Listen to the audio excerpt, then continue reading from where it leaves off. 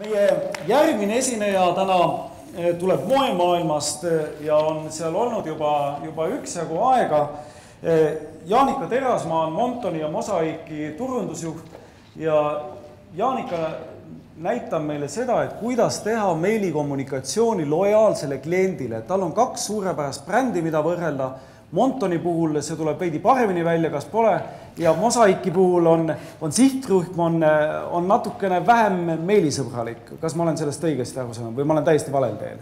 Ma tea, kas ma saan, Mikker töötab väga ilusti. Tegelikult siin on, kui me võrdleme ka kanaleid, siis Mosaigi näiteks veeb, kuhu me e-mailiga tahame inimest suunata, ei ole nii aktiivne, kui seda on Montoni oma ja juba kliendi profiililt, mida ma ka kohe näitan, on Mosaigi klient hoopis teistsuguses vanusegrupis ja teistsugune inimene. Just, ehk siis meid ootab taas järjekordne huvitav põnev juhtumi analüüs. Jaanika, palun. Nii, põhimõtteliselt lühikokkuvõte on selles, et ma annan kiire ülevaate, kuidas Monton Mosaik käitub oma lojaalse kliendiga ja mis see tähendab. Nii-öelda natukene ka numbreid, aga mitte rahanumbreid kahjuks. Aga te hakkate nägema rohkem see, kuidas see mõjub veebile, kuidas see mõjub erinevates kliendi tegevustes nii-öelda poes ja samuti ka natukene tema ostudes. Aga paar sõna minust, sellepärast, et ma ei ole kindlasti klassikaline turundusinimene, ei ole mul sellist metsikuid magistrikraade selles vallas ja nii edasi, mul on küll väga pikk, 10 aastat võib-olla niivõrd kuivõrd moebrändidega ja moeürituste ja igasuguste moetemaatikaga koostöö. Ja ma arvan, et võib-olla selline huvitavam koostöö oligi Bolchenbeeris, kus ma töötasin selle Eesti agentuuri juhina ja suuremad brändid olid siis Marks & Spencer ja Lindex, mis on ka meie maale toodud siia Eestisse ja nende nii-öelda turundusliku ja PR-i toetusega.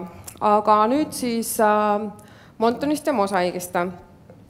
Ma kiiresti pööran ka tähelepanu sellele, et sel aastal, nüüd 2011 aasta sai uuendatud nii Montoni kui Mosaigi logo ja võib-olla tavainimene ei pööra sellele tähele, aga meie jaoks on see suur samm ja Saksamaal sai see tehtud. Ja samuti oleme ka sellega seoses uuendanud oma visuaalset keelt ja peatselt avame ka täiesti uue kontseptsiooniga kaupluseid. Kahjuks küll mitte Eestis, seda rohkem Venemaale. Aga siin on ka juba esimene asi, kust ma alustan, ongi see, et kõige tähtsam on meie klient, kes ta on, mis ta teeb, mis ta tahab, kus ta käib, kui tihti ta ostab ja nii edasi. Ja sellest lähtuvalt on ka meie imago pildid alati väga sellised erinevalt, ühes on kohe näha nii-öelda vanem vanusegrupp, teine on selline ohtlikum, lahedam, äärmuslikum ja nii edasi.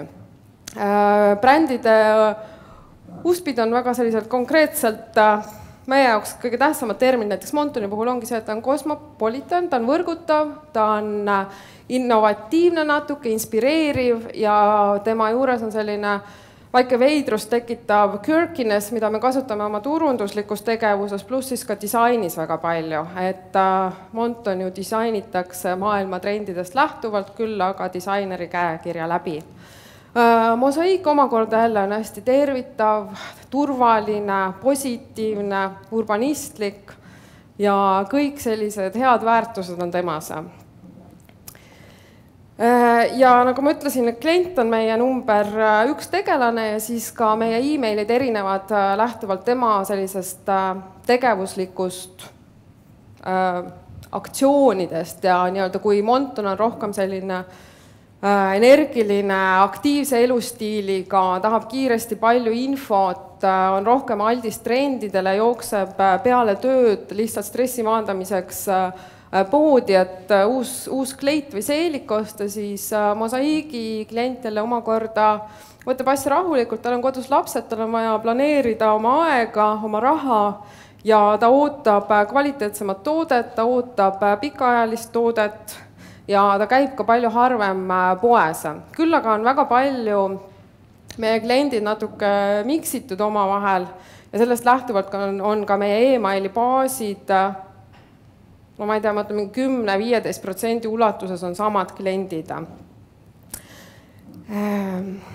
Nii, ja siit on ka sellised nii-öelda attitude'ilik, ma vabandan, ma räägin tööl alati inglise keeles, siis mul on väga keeruline tegelikult eesti keeles neid presentatsioone teha.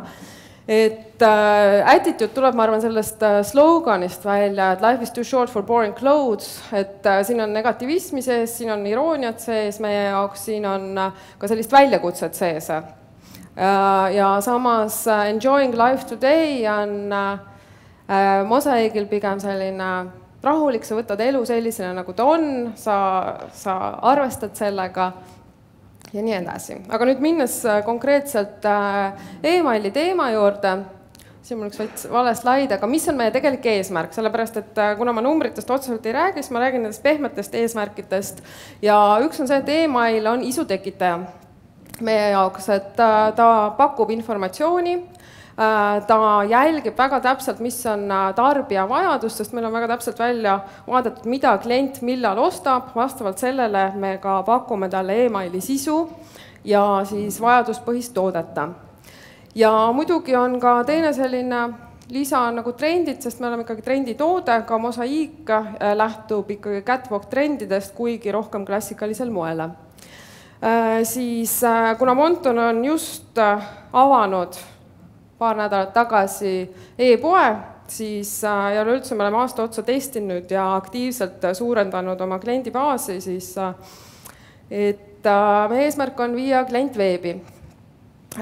Mosaiigi puhul on see jällegi selline tagasihoidlikum eesmärk, sest seal me pakume lihtsalt kollektsiooni ülevaadet, aga kliendil ei ole võimalikult aktiivselt olla kursis, mis nüüd poodi jõudis, mis hinnaga, kas on mingi lisakampaania, et kahjuks Mosaiigi osas meil on veel väljakutseid palju. Ja kui me erinevatest uuringutest on ka välja tulnud see, et klient kasutab meie e-poodi veebi rohkem kui Windows shoppinguna. Et selle asemel kaubanduskeskuses käia, ta vaatab õhtul, mis poes pakutakse ja tegeleb hoopis sellega. Ja loomulikult me tahame, et tarbija läheks poodi ja et meie bränd oleks siis presenteeritud vastavalt meie brandbookile ja sellisena, nagu me tahame, et meie klient näeks meid. Siin ma tegin lihtsalt kiire ülevaate 2011 versus siis tänase päevaga, et kuidas me siis suutsime kliendi andmebaase tõsta ja ütleme nii, tehniliselt on niimoodi, et kliente saime küll circa mingi 80 000, aga emaile, kes on huvitatud emaili teel infot saama, oli natukene rohkem, aga kokku neid on hetkel üle 200 000 ja turud teevad selles osas vägagi aktiivselt tööd, et neid uusi kontakte saada. Ja siis meie sellised viisid, kuidas me kontakte saamegi, on kaks. Põhimõtteliselt on veebi kaudu, kus inimesel on võimalik uudiskirjaga ühineda ja teine on siis in-store tegevused, kus siis kauplused teevad erinevaid seal konkursse, poestaffi või personali vahel, et kes saab rohkem kontakte ja nii edasi. Aga seal on ka mõned sellised agad meie jaoks, et kuna see poes olev ankeet täidetakse käsitsi, siis on olukord see, et kas sa ei saa nagu käekirjast aru või siis, kui see ankeet läheb edasi andmebaasi sisestamisele, siis äkki kliendi teenindaja, ma ei tea, unustas ühe rea ära, pani ühe numbri vähem ja nii edasi, selles mõttes, et vigaseid emaili aadresse, kus on kommi asemel või mis iganes ja neid on meil lihtsalt väga palju. Ja selle puhastamine loomulikult võtab piisavalt kaua aega. Ja siis natuke selline nõrk on ka hetkel võib-olla see andmebaaside uuendamine ja muutmine, küll aga me teeme seda ka kaupluse tasandil, kontrollime pidevalt lojaalse kliendi siis andmeid, kui ta tuleb poodi, sest kohe on võimalik näha, kes ta on, mis ta teeb, kus ta on ostnud, millal ta viimati ostis ja nii edasi. Aga iga paari aasta tagant tuleb selline suurem uuenduskampaania, siis, mis motiveerib klienti oma andmeid üle vaatama. Me ei tegele väga suurelt segmenteerimisega, küll siin Mikk enne ütles, et siin ei valita sihtgruppi piisavalt täpselt ja nii edasi, siis meie jaoks on küsimus, kui täpselt peab seda tegelikult valima.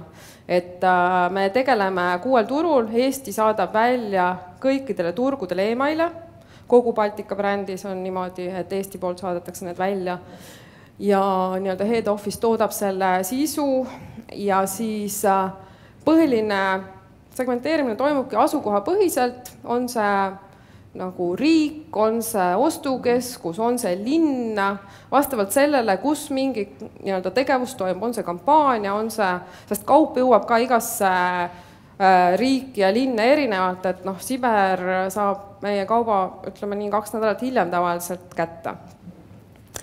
Ja me oleme ka katsetanud, me küll näeme, et mis on meie kliendi nii-öelda ostukorv ja kui tihti, kui aktiivne ta on, kui tihti ta käib poes ja nii edasi, aga selle kasutegur ei ole ennast õigustanud, et hakata neid sellele hulgale, niivõrd väiksele hulgale väga erinevaid e-maile tootma, et me ei ole ei ASOS ega mingi suur selline netikeskkond, nii-öelda müügikeskkond.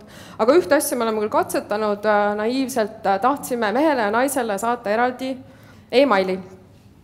Tulemus oli muidugi see, et tegime ka lisaks sinna pärast ka uuringu, mõtlesime, miks mehed üldse e-maile ei ava, aga tegelikult ega mehed väga palju neid ei avagi, et avavad naised ja ostavad ka naised meestele. Et uuringu järgi ongi, ütleme nii, et Montonis võib öelda, et naine ostab mehele rohkem kui mees ise endale. Ja vice versa on ka muidugi väike protsent, et mees käib, ostab ka naisele, aga see avamis, ütleme nii, et me kaotasime pigem sellega, et me need e-mailid lahku lõime ja hetkel me oleme ikkagi suurem selline 70% on ikkagi naistele suunatud tegevuse. Ja sealt ülejäänud, kuna naised on alati ka aktiivsed, aitavad meestel riideid osta, mida tõendavad ka kõik meie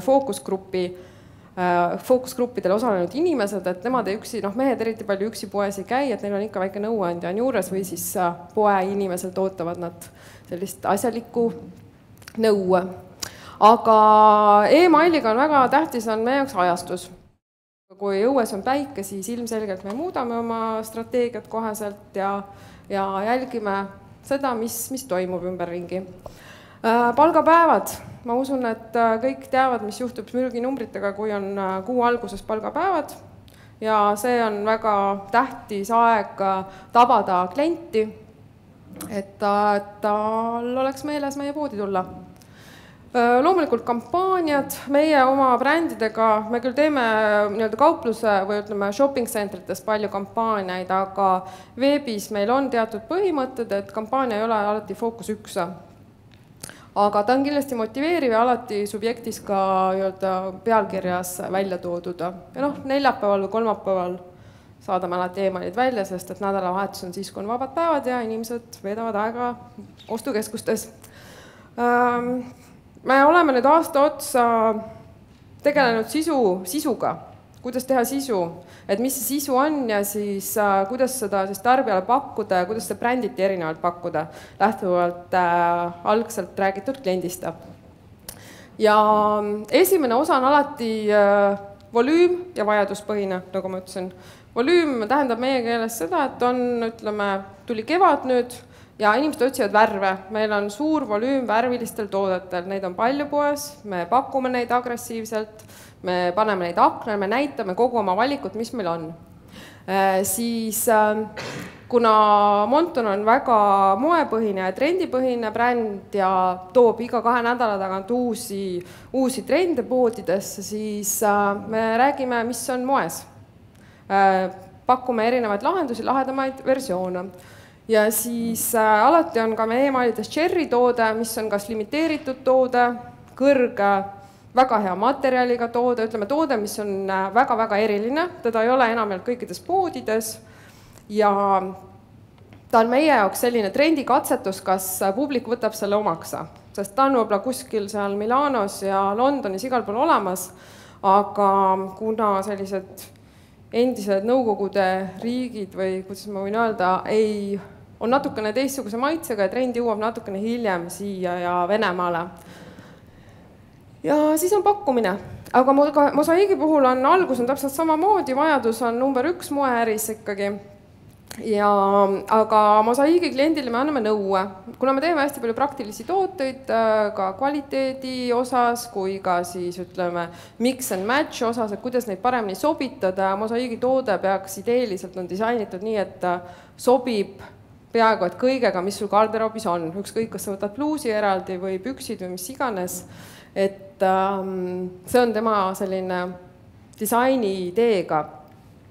Ja selles osas me tahame alati nii-öelda kaupluse pinnal tarbijat aidata alati, kui ka siis e-mailides. Ja loomulikult kõigile nendele lojaalsetele klientidele tegelikult on tähtis see, et me neile midagi erilist pakuksime.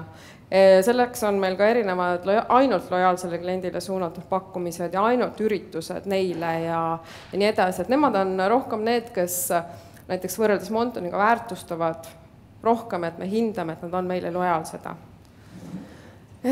Siin on ka paar näidet meie e-mailidest. Nagu ma ütlesin, fookus esimene kevadel värvilised kudumid, moehullud kiirustage, triibuline see kudum oli Cherry toode, nüüd ta on vist peaaegu juba otsas poodidest. Ja siis mehed on muidugi alati natuke sellised tagasihoidlikumad, neil on konkreetne kudum, bluus, ülerõivas ja nii edasi, et mis neil paremasti vaja on. Need on nüüd eelmise aasta e-mailid, meil on nagu kombeks või nüüd on siis eesmärk, et iga hooaeg me muudame ka kujundust. Ja see oli siis jõulueelne kampaania, fookus piduriie ja teine fookus kingiideede. Siin kiiresti ülevaatavalt on näha, kui tihti me saadame e-maile välja, circa iga 2 nädala tagant, ja samuti, kuidas on siis veebiaktiivsus lähtuvalt e-mailide väljasaatmisest, aga ma tahtsin ühte asja näidata, aga siin on sellised 3 põhiaktiivsust on ja need on jälle tarbija vajaduspõhised aktiivsused ainult. Me võime küll neid e-maili rohkem välja saata, aga tarbija tahab, kui ta läheb, ma ei tea, sügisel, septembrist on see võetud, sügisel läheb uuesti tööle, siis ta vajab uusi riideid, ta tahab kontoris efektne välja näha ja see on hetk, kus ta augustis-septembris on vaata, et väga suur avatavus on e-mailidel ja klikkimine samuti.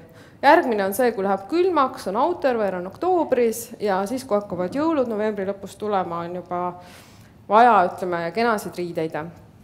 Ja seili ajal on meil väga hästi töötavad SMS-id tavaliselt, et meil on selline ja siis natuke ka seda infot, et kuidas siis poe tasandil lojaalne klient käitub lähtuvalt võrreldes eelmise aastaga, et need numbrid ei ole midagi väga hästi küll näha, aga nad ei ole midagi metsikult suurt, aga ta on, kuna lojaalse kliendi arv on kasvanud, siis on ka see protsent kasvanud, traffic kui selline circa 12%.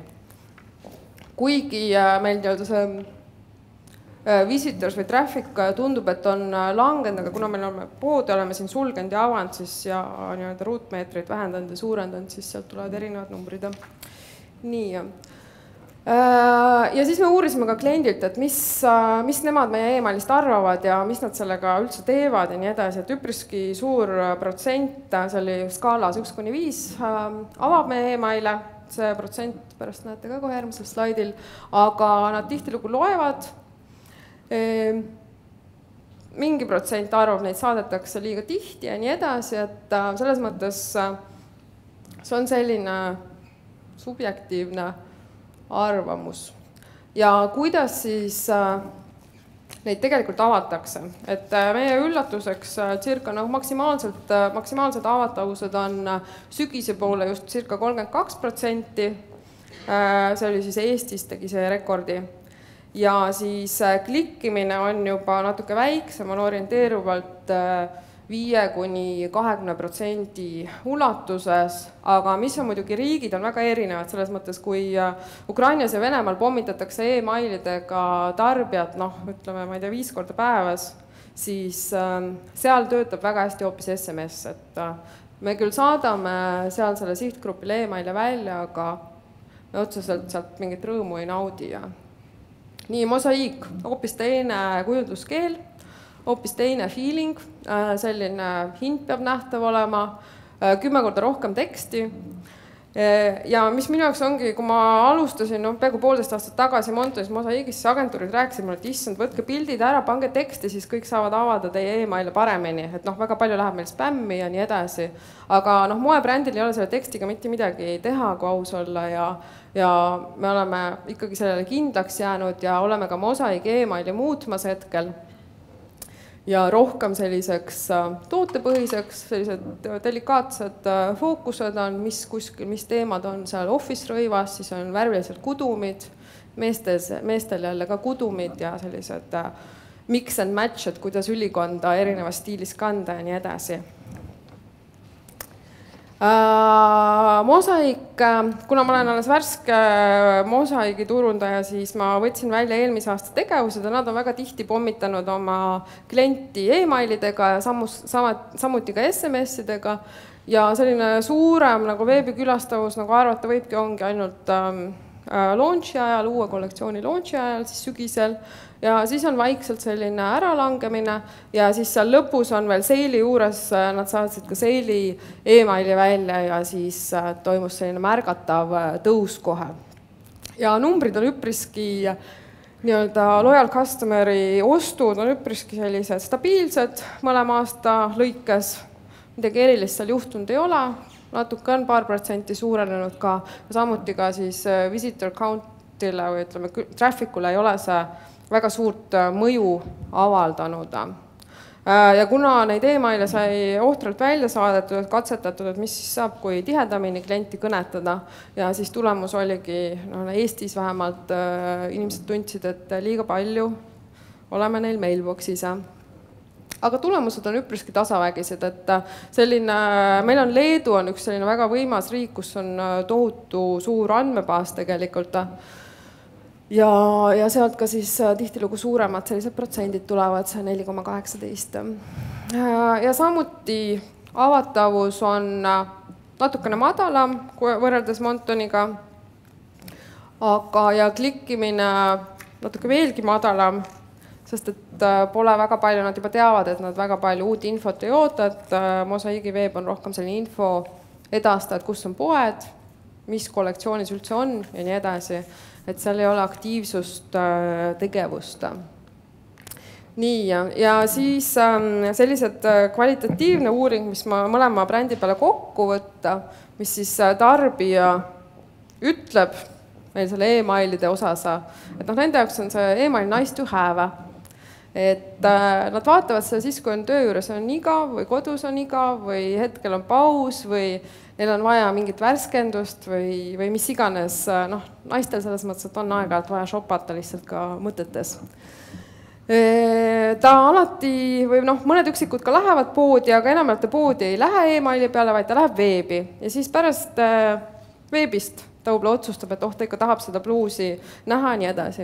Aga mis on selle nende gruppide eripära kõik oli see, et nad kõik jälgivad kõiki teisi meediumeid ja tegelikult kogu see kompott kokku on see, mis ajendab tarbijat minema poodi. Kui ta näeb seal uudiste saates ankrul meie bluusi seljas, siis ta mõtleb, et see nägi nii lahe välja, et ta kodulähe peal seda ei näinudki sellises võtmes ja see ajendab teda poodi minema proovima.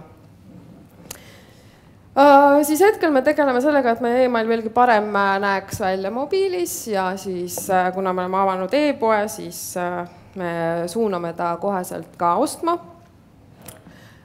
peatselt ja siis selline on meie hetkel veebipoe väljanägemine, kui keegi seal ei ole veel käinud, soovitan veitsa surfata.